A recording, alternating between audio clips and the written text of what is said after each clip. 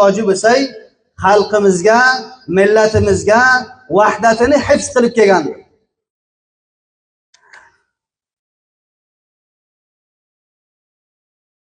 Arg fotihasi, qahramon egitimiz, shar'iy amirimiz Hofiz qori sohib Salohiddin Ayyubiy bildirki, ittifolimizga bir ishora qildilarki, o'zbek tili yo turk tili bir jarira emas, bir kishi olib oqa chiptirsa, balki chinon bir reshadoriki umq zaminga o'ltirganda hech imkoni yo'qki bir kishi buni tag'ir bera olsa.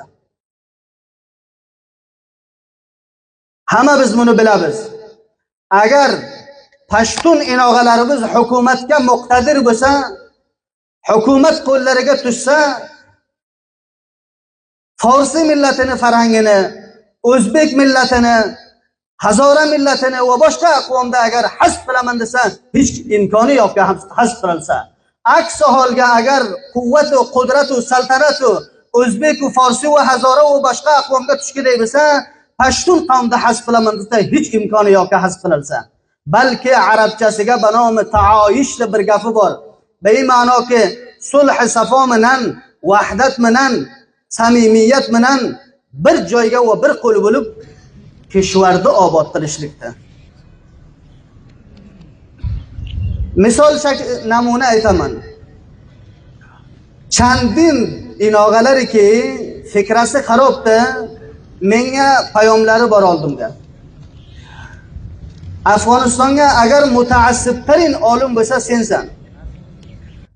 Rasonalarga, tarmoqi ijtimolarga va radiolarga hamisha ko'ramiz o'zbek tiliga sen gapirasan. Men o'zim oldimga muhtoj bo'ldim. Birinchi aziz otalarim, adabiy shoir kishilarimizga aytaman.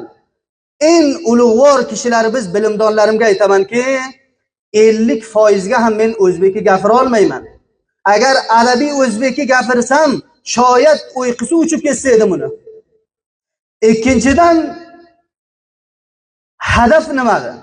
Minglarcha otalarimiz bor, oqsoqol otalarimiz bor, pechasafid onalarimiz bor. Qat'an boshqa tilni bilmaydi. Dinni qaysi unvonga bizda boyat o'shalarga eshittirsak. Va uchinchidan men oldimga cho'tladimki, xilof mavozin hukumat islomiy ham bo'lmasa o'zbek tiliga gapirishligim.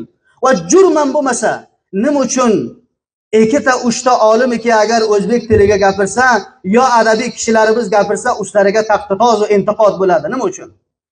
Bahotirki 3 narsaga bizda muhtoj bo'lmaymiz.